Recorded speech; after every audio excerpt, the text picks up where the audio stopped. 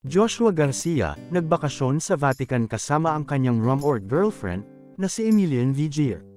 Ito na yata ang kanilang first out-of-the-country trip together na may mga photos na silang ipinost ng magkasama sa social media.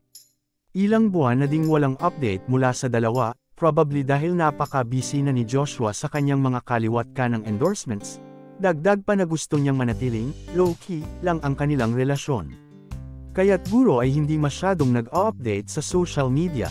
Laking gulat na lang ng kanyang mga fans nang makita ang kanilang recent Vatican trip na magkasama. Ayon pa sa post ng aktor, "Morning well spent at the Vatican," na may kasama pang heart hand sign emoji. Dito ay makikita ang iba't ibang lugar sa Vatican. Sa Instagram naman ni Emilia nakapost ang picture nilang dalawa together na talagang napaka-sweet sa isa't isa habang nakaakbay ang aktor sa kanya. Talagang lumi-level up na ang kanilang relasyon, mula sa pagiging mystery girlfriend lang ni Joshua ay finally gone public na. Iba-iba naman ang naging tugon ng mga fans ni Joshua nang malaman na magkasama pala sila ng kanyang rumored girlfriend sa abroad.